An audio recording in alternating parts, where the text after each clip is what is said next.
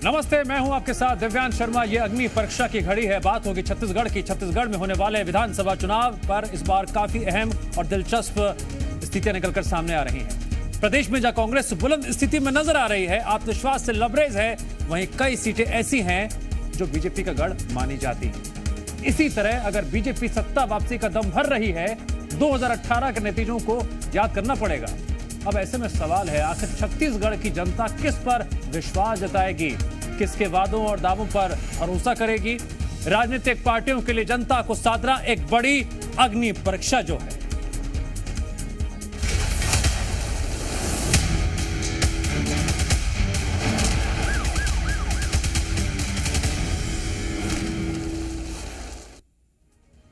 छत्तीसगढ़ में जोर आजमाइश लगातार हो रही है, लेकिन सवाल है इस बार छत्तीसगढ़ किसका गढ़ बनेगा? जनता तय करेगी, अपने मताधिकार का जब इस्तेमाल करेगी। उससे पहले राजनीतिक पार्टियां एक दूसरे के गढ़ को साधने में जुटी हुई हैं। कांग्रेस की कई सीटों पर बीजेपी नजर गड़ाए बैठी है। बीजेपी की कुछ सीटों पर कांग्रेस इस बार कब्जा कर सुपड़ा साफ करने की फिराक में है, लेकिन ये इतना आसान नहीं होगा। आखिर क्यों? सारे समीकरण समझने के लिए देखिए ये रिपोर्ट।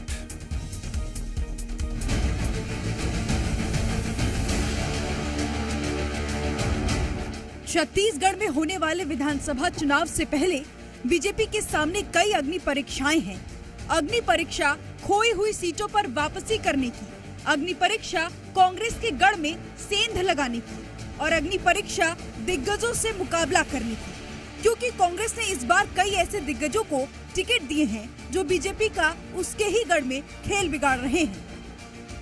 छत्तीसगढ़ में इस विधानसभा चुनाव कांग्रेस और भाजपा दोनों के लिए एक दूसरे के गढ़ को साधना किसी अग्नि परीक्षा से कम नहीं है, क्योंकि कई सारी ऐसी सीटें हैं जहां पे 2 या 3 दफा से या जब से सीट अस्तित्व में आई है तब से या तो कांग्रेस पार्टी के विधायक हैं या कहीं भाजपा के विधायक हैं, और इन सीटों पे नए प्रत्याशी को कहीं कांग्रेस ने मौका दिया है और कहीं भाजपा ने मौका दिया है। मसलन बात करें तो रायपुर दक्षिण के विधानसभा सीट, यहां से बृजमोहन अग्रवाल फिर से प्रत्याशी बनाए गए हैं, कई दफा से जीत तैयार हैं। उनके सामने महंत रामसुंदर दास को कांग्रेस पार्टी ने टिकट दिया है। इसी तरह से सीतापुर विधानसभा क्षेत्र की बात करें तो वो कांग्रेस की परंपरागत सीट मानी जाती है। अमरजीत भगत जीत तैयार हैं। इस बार एक सेना के जवान जो अपनी सेना की नौकरी छोड़कर आए हैं, उन्हें भाजपा ने टिकट दी है। तो ऐसे कई सारी सीटों हैं जिन सीटों पे नए समीकरण बनाकर टिकट दिए गए हैं। अब इसे क्या साथ पाती है पार्टियां, ये देखने वाली बात है। छत्तीसगढ़ में कुछ ही सीटों को छोड़ दें तो सभी सीटों पर दिग्गज उतर चुके हैं।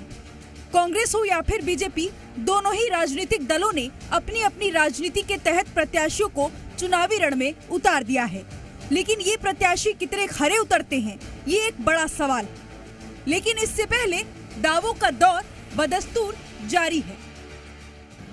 मुख्यमंत्री भूपेश बघेल जी का चेहरा, सरकार के जन कल्याणकारी स्कीमें और योजनाएं, हर वर्ग के साथ जो न्याय करने की जो प्रतिबद्धता है और हर वर्ग के आर्थिक विकास के लिए जो सरकार ने काम किया है, इसके बदौलत हम प्रदेश के हर उन सीटों पर जीत दर्ज कराएंगे जहां पिछले 2 चुनाव से कांग्रेस के प्रत्याशियों की हार हो रही है और पूरे प्रदेश में कांग्रेस सरकार के प्रति जनता का विश्वास है, योजनाओं पर भरोसा है और कोई भी सीट, कोई भी विधानसभा क्षेत्र कांग्रेस की योजनाओं से अछूता नहीं है और जनता का विश्वास कांग्रेस के प्रति है। जो कांग्रेस की परंपरागत सीटें आई हैं, जो कांग्रेस कई सालों से जीतते आ रही हैं, उन पर भी भारतीय जनता पार्टी अपना परचम लहराने में सफल होगी। कांग्रेस पार्टी के जो 5 साल के कुशासन है, उससे जनता परेशान रही। एक तो उनके लिए एंटी इनकम्बेंसी का काम कर रही है, साथ ही साथ लोकल कांग्रेस प्रत्याशी जो है उनके खिलाफ भी एंटी इनकम्बेंसी काम कर रही है। दावों और वादों का दौर जारी है, लेकिन सवाल ये है कि क्या बीजेपी 2018 से बेहतर प्रदर्शन कर पाएगी? क्या बीजेपी कांग्रेस के दिग्गजों से मुकाबला कर पाएगी?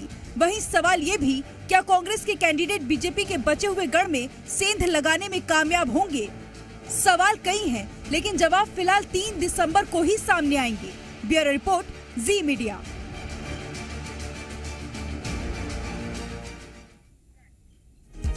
हर पार्टी अपनी चुनावी जमीन को मजबूत करने के कवायद में जुटी हुई है। एक तरफ पुराना चुनावी इतिहास है, एक तरफ वर्तमान है जहां पर सरकार योजनाओं की बात कर रही है, विपक्ष हमला कर रहा है। प्रदेश में तभी तो सियासी सरगर्मियां लगातार बढ़ती जा रही हैं। इस बीच प्रदेश की कुछ ऐसी सीटें हैं जिन पर सबकी खास नजर बनी हुई है। सबसे पहले आपको उन सीटों के बारे में बताते हैं जो हॉट सीटों में शुमार है। सबसे पहले बात पाटन सीट की, बहुत चर्चा में है ये सीट। सीएम भूपेश बघेल वर्तमान में इस सीट का प्रतिनिधित्व कर रहे हैं। राजनांदगांव की बात करें तो जिले की इस शहरी सीट को बीजेपी के वरिष्ठ नेता और 3 बार सीएम रहे रमन सिंह का गढ़ माना जाता है। अंबिकापुर उत्तरी छत्तीसगढ़ की ये आदिवासी बहुल सीट वर्तमान में उप मुख्यमंत्री टीएस सिंहदेव के पास है। कोटा अनुसूचित जनजाति के लिए आरक्षित यह सीट अभी कैबिनेट मंत्री कवासी लखमा के पास है। कोंडागांव वर्तमान में यह सीट पूर्व छत्तीसगढ़ कांग्रेस प्रमुख मोहन मरकाम के पास है। रायपुर दक्षिण की बात कर लेते हैं। बीजेपी के प्रभावशाली नेता और पूर्व मंत्री बृजमोहन अग्रवाल का इस सीट पर खासा दबदबा देखने को मिला है। दुर्ग ग्रामीण जिले की ग्रामीण सीट वर्तमान में मंत्री ताम्रध्वज साहू के पास है। आरंग की बात करते हैं। रायपुर जिले की यह सीट मंत्री शिव कुमार डहरिया के पास है। खरसिया चर्चाओं में यह सीट भी है क्योंकि रायगढ़ जिले की इस सीट पर मंत्री उमेश पटेल वर्तमान में प्रतिनिधित्व कर रहे हैं। जांजगीर चांपा तो अक्सर चर्चाओं में रहता ही है। मुख्य रूप से ओबीसी आबादी वाले इस निर्वाचन क्षेत्र में हर चुनाव में विधायक बदलने की परंपरा रही है। सक्ती की बात कर लेते हैं। इस सीट का भी काफी राजनीतिक महत्व रहा है। यहां से छत्तीसगढ़ विधानसभा के अध्यक्ष चरणदास महंत विधायक हैं। कवर्धा जिक्र करना जरूरी है, कवर्धा का भी। कबीरधाम जिले की यह सीट मंत्री मोहम्मद अकबर के पास है। साजा यहां क्या स्थिति है? बेमेतरा जिले की यह सीट मंत्री रविंद्र चौबे के पास है। प्रमुख सीट है ये भी। चित्रकोट यहां से कांग्रेस ने पीसीसी चीफ दीपक बैज को मैदान में उतारा है। तो इन सीटों को लेकर चर्चा इसलिए हो रही है क्योंकि कहीं ना कहीं प्रभुत्व रहा है। क्या यह प्रभुत्व बरकरार रहेगा या सेंध लगाने में कांग्रेस या बीजेपी कामयाब होगी? छत्तीसगढ़ में 15 सालों तक सरकार चलाने के बावजूद बीजेपी 6 सीटों पर आज तक कमल नहीं खिला पाई। प्रदेश की 6 ऐसी सीटें हैं जिनको कांग्रेस का अवैध किला माना जाता है। अब आपको उन 6 सीटों के बारे में बताते हैं जहां पर आज तक बीजेपी को जीत नहीं मिली है। इस लिस्ट में सबसे पहला नंबर आता है खरसिया सीट का। बिलासपुर संभाग के रायगढ़ जिले की इस सीट पर आज तक कमल नहीं खिल पाया है। यह सीट कांग्रेस का सबसे सुरक्षित और मजबूत गढ़ माना जाता है। सीतापुर सीट सरगुजा संभाग की इस सीट पर भी आजादी के बाद से आज तक कमल नहीं खिल पाया। कांग्रेस विरोधी लहर होने पे भी वोटरों ने कभी कांग्रेस का साथ नहीं छोड़ा। कोंटा सीट की बात करते हैं। यहां भी बीजेपी काफी अपना भगवा नहीं लहरा पाई। चिंता की बात है उनके लिए, क्यों नहीं लहरा पाई? कोशिश इस बार जारी है। 1998 से लगातार कांग्रेस के कवासी लखमा इस सीट पर विधायक रहे हैं। मरवाई सीट चर्चाओं में यह भी सीट है। 1998 में इस सीट पर बीजेपी को जीत तो मिली थी। साल 2000 में राज्य बनने के बाद बीजेपी कभी यहां जीत हासिल नहीं कर पाई। कोटा सीट बिलासपुर जिले की इस सीट पर वोटरों ने कभी कांग्रेस का साथ नहीं छोड़ा। हालांकि 2018 में कांग्रेस से जनता कांग्रेस छत्तीसगढ़ में शामिल हुई। रेणु जोगी ने यहां से जीत हासिल करने में कामयाबी हासिल की थी। पाली तानाखार सीट का जिक्र करते हैं। बिलासपुर की सीट पर वोटरों ने 1990 के बाद से कमल नहीं खिलने दिया। तो ये वो दिलचस्प आंकड़ा है जिसे समझने की जरूरत है। क्यों बीजेपी और कांग्रेस एक दूसरे के गढ़ में सेंध लगाने की लगातार कोशिश कर रहे हैं। सेंध लगाने में कौन कामयाब हो पाएगा ये देखना तो अहम होगा। जनता के पास वो पूरी ताकत है जिसके तहत वो बटन दबाकर तय करेगी कि चुनावी इतिहास को लेकर इस बार उसने क्या सोचा है। छत्तीसगढ़ में चुनावी रण तैयार है। तारीखों के ऐलान के बाद कांग्रेस हो या फिर बीजेपी, दोनों ही बड़ी राजनीतिक पार्टियों ने 80 से ज्यादा सीटों पर अपने उम्मीदवारों के नाम की घोषणा कर दी है। अब आपको बताते हैं छत्तीसगढ़ की उन तमाम सीटों के बारे में जहां दिग्गज एक दूसरे के खिलाफ ताल ठोक रहे हैं। प्रदेश की पाटन सीट से कांग्रेस के दिग्गज नेता और मुख्यमंत्री भूपेश बघेल के सामने बीजेपी ने विजय बघेल को उतारा है। वहीं बीजेपी का गढ़ कहे जाने वाली राजनांदगांव सीट से बीजेपी विधायक और 3 बार के मुख्यमंत्री डॉक्टर रमन सिंह के सामने कांग्रेस गिरीश देवांगन को उम्मीदवार घोषित कर चुकी है। समीकरण आपने जान लिए, वो सीट भी आपने जान ली जहां पर कांग्रेस का गढ़ है या बीजेपी का गढ़ है। कौन सेंध लगाने में कामयाब रहेगा, कौन कौन से वो समीकरण है जो पक्ष में या विपक्ष में जा सकते हैं, बारीकी समझने के लिए हम चर्चा करेंगे सत्यप्रकाश से, जी मीडिया संवाददाता जो लगातार ग्राउंड पर रहते हुए हर जगह नजर बनाए हुए हैं और जनता से बात भी कर रहे हैं। सत्यप्रकाश, आप जनता के बीच लगातार मौजूद रहते हैं। सवाल पूछते हैं, वो मुद्दों को उठाते हैं जो चर्चा का विषय बने हुए हैं।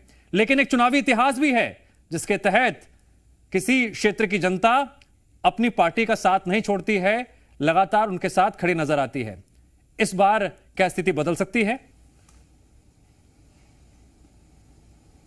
देखिए, ये तो मतदाता तय करेगा, लेकिन मतदाता किस मूड में है ये खुलकर भी बहुत सारे ऐसे मतदाता हैं जो ग्राउंड पे जब जाकर हम पूछते हैं उनसे तब भी नहीं बताते हैं। हालांकि गोपनीय मताधिकार का अधिकार है, लेकिन जब मुद्दों की बात होती है तो मुद्दों पे जरूर वो मुखर होते हैं, और मुद्दों पे जब मुखर होते हैं तब ये बातें सामने निकल के आती हैं कि कुछ सीटें इस बार अप्रत्याशित तौर पे परिवर्तित हो भी सकती है। मसलन भाजपा का गढ़ जो रहा है वो किला ढह भी सकता है, और कांग्रेस का जो गढ़ रहा है वहां भी किला ढह सकता है। तो ऐसी स्थितियां कुछ सीटों पे बन सकती है, लेकिन ये नतीजे जब आएंगे तब पता चलेगा। हाँ, ये जरूर है कि जिस तरह का समीकरण इस बार बना है, या जिस तरह का समीकरण दिव्यास बैठाने की कोशिशें चाहे भाजपा हो या कांग्रेस ने की है, प्रत्याशियों का ऐलान जिस तरह से नामों का हुआ है और नए पुराने दोनों का समावेश रखने की कोशिश हुई है कांग्रेस भाजपा दोनों ही ओर से, खासतौर पे जो सीटें भाजपा हारती रही है वहां पे देखिए करीब 2 महीने पहले भाजपा ने प्रत्याशी उतार दिए थे। दूसरी ओर कांग्रेस की भी बात करें तो कांग्रेस थोड़ा इसमें जरूर लेट हुई है, लेकिन कांग्रेस का यह तर्क है कि ठोंक बजा के कांग्रेस ने प्रत्याशी उतारे हैं, और ऐसे प्रत्याशी उतारे हैं जो जिताऊ प्रत्याशी हुआ। मसलन अगर हम राजनांदगांव की ही बात करें, पिछले 2 दफ़ा से डॉक्टर रमन सिंह 2013 की बात करें, 18 की बात करें, इससे पहले भी राजनांदगांव जिले से ही वो चुनकर आ रहे थे, तो डॉक्टर रमन सिंह की वो सीट मानी जाती है राजनांदगांव, और वहाँ से गिरीश देवांगन को जो पहली बार विधानसभा का चुनाव लड़ रहे हैं कांग्रेस पार्टी ने टिकट दिया है। अब मसलन रायपुर दक्षिण की बात करें, बृजमोहन अग्रवाल है यहाँ से, लेकिन बृजमोहन अग्रवाल के सामने महंत राम सुंदर दास है। हालांकि 2 दफ़ा विधायक रह चुके हैं, लेकिन रायपुर दक्षिण से वो पहली बार चुनाव लड़ रहे हैं।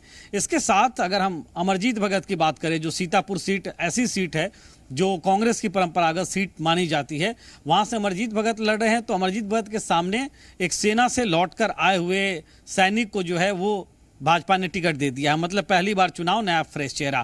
कुंटा में कवासी लखमा है तो कुंटा से भी प्रत्याशी। अब खरसिया में देखिए, खरसिया जो किला माना जाता है कांग्रेस पार्टी का, जहां से पहले दिवंगत नंद कुमार पटेल और अभी जो है खरसिया से उमेश पटेल जो हैं वो विधायक हैं, और अभी फिर से वो चुनाव लड़ रहे हैं कांग्रेस पार्टी की ओर से, लेकिन वहां एकदम नए और फ्रेश चेहरे को भाजपा ने टिकट दे दिया। तो ऐसे समीकरण बनाने की कोशिशें भाजपा में भी हुई हैं, ऐसी कोशिशें कांग्रेस में भी हुई हैं। अब किनकी कोशिशों पे जनता मुहर लगाती है और क्या परिवर्तन करती है प्रत्याशी तौर पे देखना होगा, लेकिन ये जरूर है कि इस बार का जो चुनाव है वो कई ऐसे सीटों पे जो परंपरागत सीटें राजनीतिक दलों की रही है वहां पे टक्कर वाली है। कहीं त्रिकोणीय भी मुकाबले हैं, कुछ जगहों पे हो सकता है चतुर्कोणीय भी मुकाबले हो गए, रीजनल पार्टियां और आम आदमी पार्टी मिला ले तो। दिव्यांश, बिल्कुल परंपरा इस बार टूटेगी या बरकरार रहेगी ये तो वोटर तय करेंगे, इसमें कोई शक नहीं है।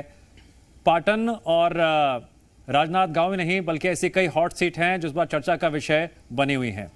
सत्यप्रकाश, एक और यहां पर दाव चला गया, इस बार सांसदों को मैदान में उतारा गया। कांग्रेस ने जो चाल चली है, मुकाबला कितना दिलचस्प होगा? देखिए, भाजपा में अगर हम देखें तो एक तो विजय बघेल, उसके बाद अरुण साव, उसके साथ साथ गोमती साय और उसके साथ साथ रेणुका सिंह, ये 4 जो हैं वो सांसद हैं और इन्हें टिकट भाजपा ने दिया है।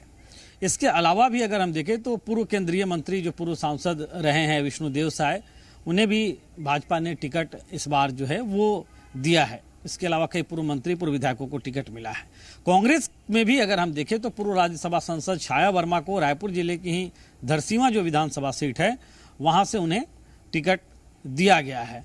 तो कुल मिलाकर अगर हम कहें तो कहीं ना कहीं एक समीकरण बैठाने की कोशिश की गई है दोनों दलों की ओर से कि जिनका प्रभाव लोकसभा क्षेत्रों में रहा है, क्या उनका प्रभाव अब विधानसभा क्षेत्रों में भी रहेगा, और शायद ये पार्टियां मानती हैं कि इनका प्रभाव हो सकता है विधानसभा क्षेत्रों में, इसलिए टिकट दिया है।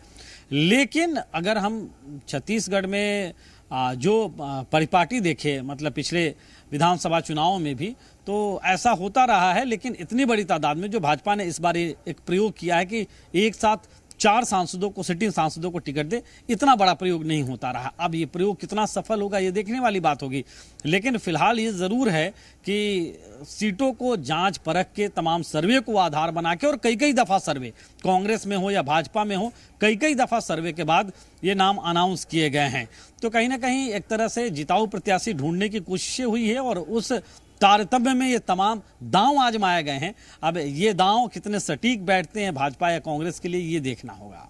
दिव्यांश, 7 नवंबर और 17 नवंबर ये 2 प्रमुख तारीखें हैं जब जनता अपने लोकतांत्रिक अधिकार का प्रयोग करेगी और बटन दबाकर फैसला ले लेगी अब आगे किसकी सरकार बनेगी। तब तक दावे और वादे हैं, समीकरण हैं, हम तो लगातार चर्चा करते रहेंगे। हमारी टीम ग्राउंड पर मौजूद है। सत्यप्रकाश, जानकारी के लिए आपका शुक्रिया।